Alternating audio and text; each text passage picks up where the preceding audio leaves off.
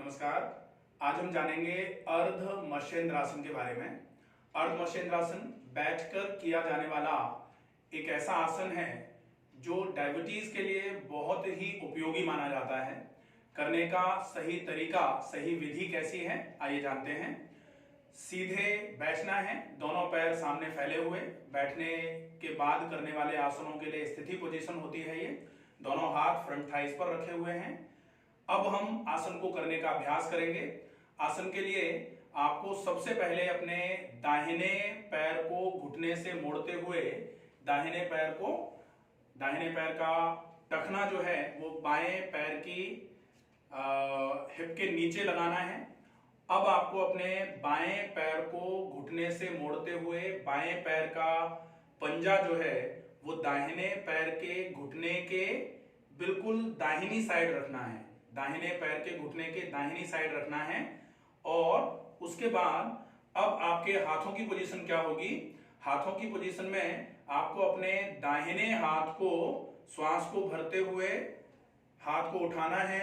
हाथ उठा करके श्वास को छोड़ते हुए अपने दाहिने हाथ को बाएं पैर से इस तरीके से ओवरलैप कराते हुए बाएं पैर के टखने पर दाहिना हाथ जाएगा।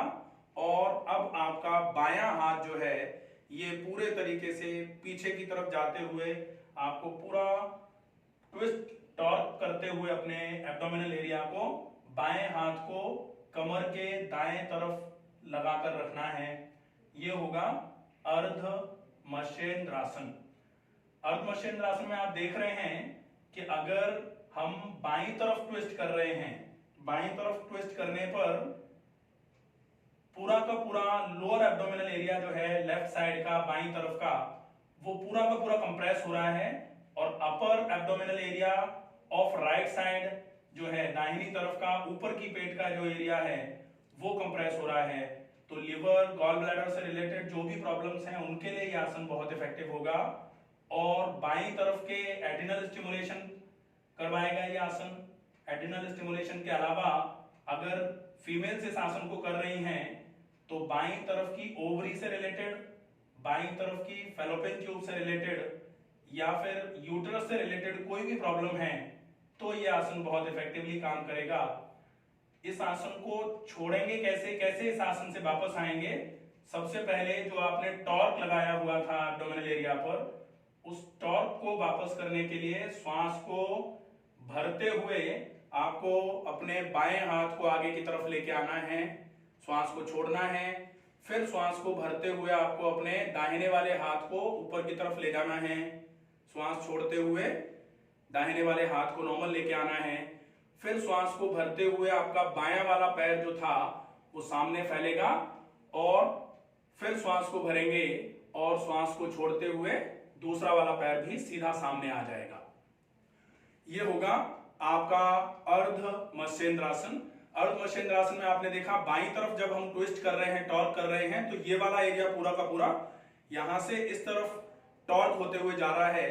तो आपका जो लिवर का एरिया है, लिवर के नीचे गॉल ब्लैडर है, इधर की तरफ जो आपकी लेफ्ट साइड की किडनी है, किडनी के ऊपर एड्रिनल ग्लैंड है, उसके नीचे लेफ्ट ओवेरियन रीजन है, लेफ्ट इलियाक रीजन जो होता है, इलियाक रीजन में जितने भी ऑर्गन होते हैं उनके लिए ये आसन बहुत इफेक्टिव रहेगा।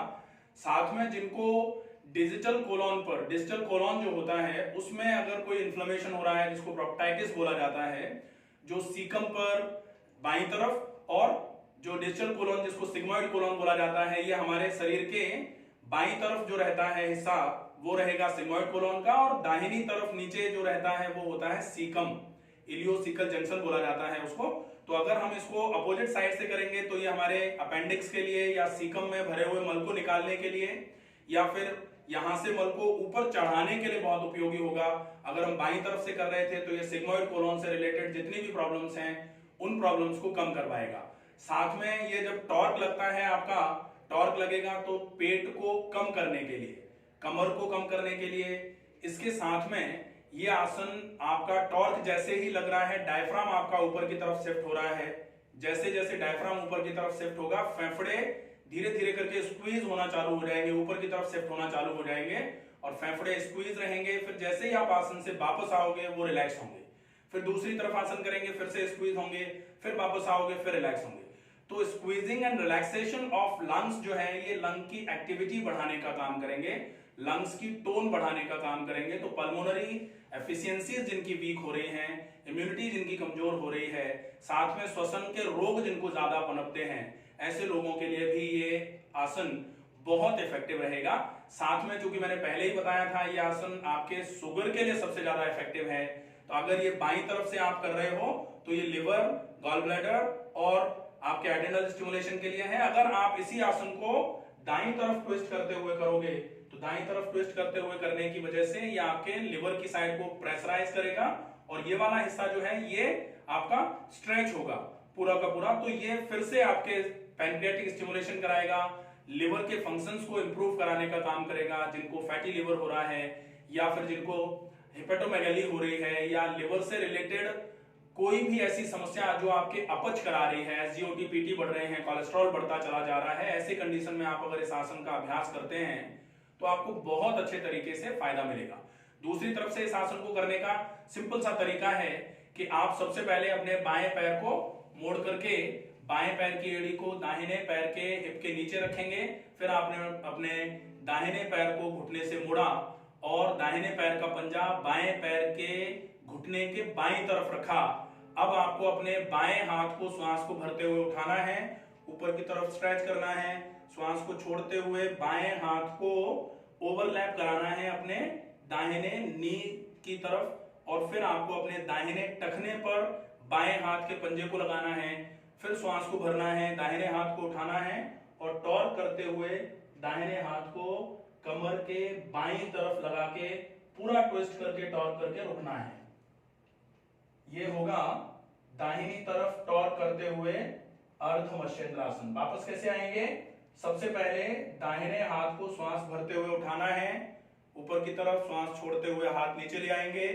फिर आपको अपने बाएं हाथ को श्वास भरते हुए ऊपर उठाना है, ऊपर की तरफ खींचना है, श्वास छोड़ते हुए हाथ नीचे ले आएंगे।